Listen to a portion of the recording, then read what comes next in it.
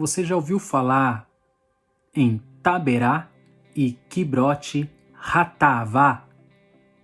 Esses dois lugares, esses dois locais foram palco de uma manifestação de Deus diante de uma narrativa que o livro de Números nos traz lá no capítulo 11.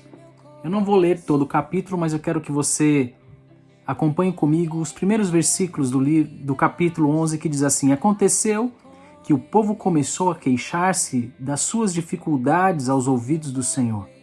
Quando ele os ouviu, a sua ira acendeu-se, fogo da parte do Senhor queimou entre eles e consumiu algumas extremidades do acampamento. Então o povo clamou a Moisés. Este orou ao Senhor e o fogo extinguiu-se. Por isso, aquele lugar foi chamado Taberá, porque o fogo da parte do Senhor queimou entre eles. Olhando para essa narrativa que o livro de Números nos traz, eu quero destacar para vocês agora pelo menos 5 sentimentos ou 5 emoções que pairavam no coração do povo quando esse primeiro episódio acontece, que tem a ver com Taberá. Primeiro destaque que eu faço de sentimento no meio do povo era o sentimento de murmuração. E o povo, ele se apresenta diante do seu líder Moisés, questionando Moisés, reclamando com Moisés, murmurando para Moisés, dizendo que eles queriam comer carne.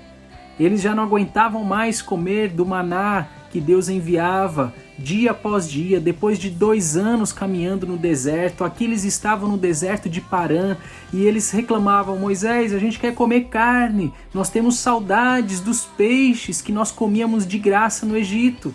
E no meio do povo havia estrangeiros, alguns egípcios, outros de outras nações, misturado com israelitas que permitiram que o coração deles fossem contaminados pela murmuração. E essa murmuração realmente foi algo que gerou no coração do povo uma insatisfação, e eles começaram a se expressar para Moisés.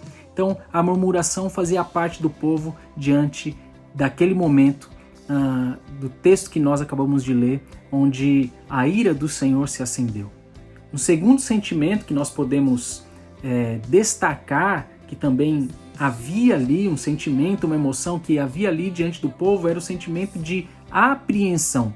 Porque depois deles expressarem a sua murmuração, depois deles dizerem para Moisés que eles queriam voltar, que eles queriam comer o que eles tinham, o povo fica apreensivo porque Deus, ele manifesta a sua ira e Deus, ele queima, desce labaredas de fogo nas extremidades do arraial do povo, que ali ficou chamado de Taberá justamente por causa do fogo de Deus que consumiu ali as beiradas do arraial do povo. Então o povo ficou apreensivo, ficou amedrontado, ou seja, essa apreensão tinha a ver com o que Deus poderia fazer para com o povo por causa desse sentimento expresso de murmuração. Então a apreensão fez com que o povo corresse para Moisés, e no versículo 2 diz que o povo clamou a Moisés. O povo não clamou a Deus, o povo clamou a Moisés. Moisés, faça alguma coisa, Deus está irado para conosco. Primeiro sentimento, a murmuração. Segundo sentimento, a apreensão. Terceiro sentimento, a frustração. E a frustração já não é mais do povo para com Deus, mas é de Moisés para com Deus. Moisés se sentiu frustrado, porque Moisés, ele percebeu que o clamor do povo, o desejo do povo era um desejo que não deveria estar no meio do povo, não deveria fazer parte do coração do povo.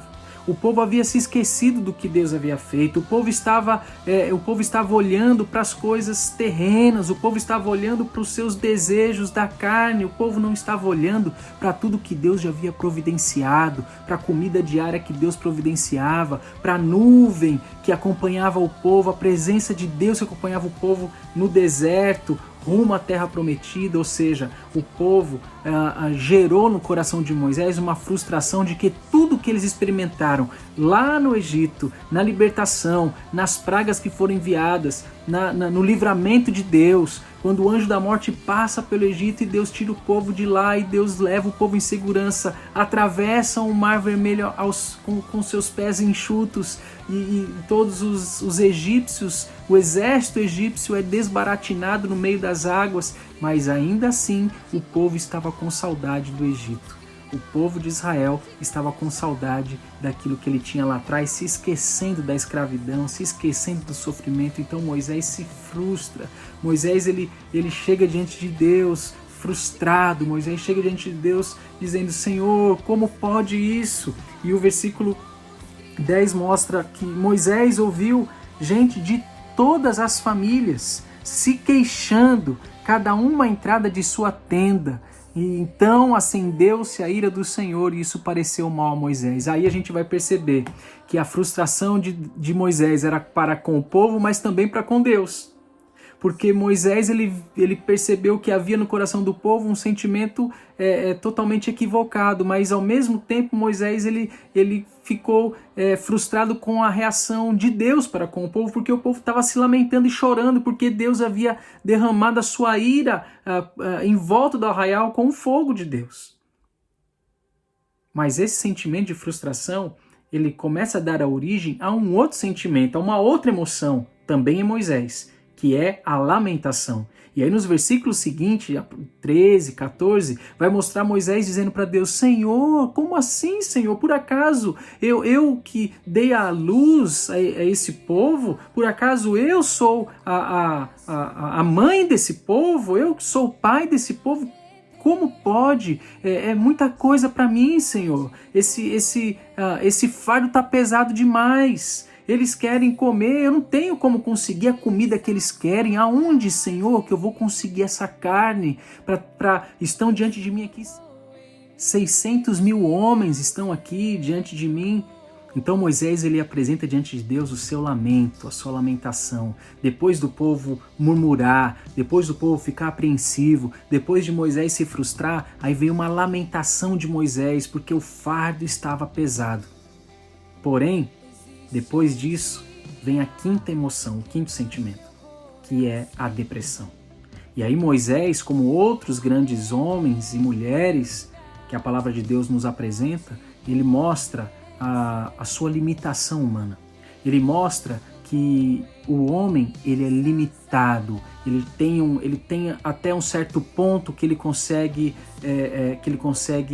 suportar as aflições, suportar a pressão, ele consegue, mas chega um momento que o homem ele pode sucumbir, e quando isso acontece, ele expressa diante de Deus. E aí Moisés diz: Senhor, é assim mesmo? Se for para ser desse jeito, Senhor, tira minha vida. O versículo 15 do capítulo 11 vai mostrar justamente esse lamento e esse clamor de Moisés e esse sentimento depressivo dele quando ele disse: é assim que vais me tratar? Mata-me agora mesmo. Se te agradas de mim, não me deixes ver a minha própria ruína. Ou seja, Moisés ele pede pela morte. Moisés ele está ali num sentimento depressivo, num sentimento de exaustão mental, espiritual, e ele esquece que há um Deus que provê todas as coisas. Não seria Moisés que iria providenciar a carne que o povo queria, não seria Moisés que traria a resposta que o povo queria, não seria Moisés que queria liderar o povo, mas seria Deus usando Moisés, Deus através da vida de Moisés, Deus sendo o provedor. Então, quando nós olhamos para Taberá, que significa labareda, que foi o evento de Deus ao mandar fogo e queimar as beiradas do arraial do povo de Deus, no arraial de Israel, nós olhamos para esses sentimentos. Sentimento de murmuração, sentimento de apreensão, sentimento de frustração, sentimento de lamentação e sentimento de depressão. Talvez alguns desses sentimentos você já tenha sentido também. Mas o texto continua e nos próximos 16, 17 versículos, nós vamos perceber que há uma resposta de Deus na vida de Moisés e também na vida do povo. E aí o que aconteceu e ficou marcado lá como Taberá, agora nós vamos ver o Kibrote Hatavá, um outro evento, um outro local que foi batizado com esse nome, assim como aquele também ficou como Taberá. E aí nós vamos perceber e nós vamos notar que a partir do versículo 16, Deus ele manda uma resposta para Moisés. Nós vamos perceber o socorro divino. O socorro de Deus dizendo: Moisés, chama 70 homens. Desses 70 homens, eu vou tirar parte do Espírito que está sobre você e eu vou derramar sobre eles. E eles também, eles profetizarão.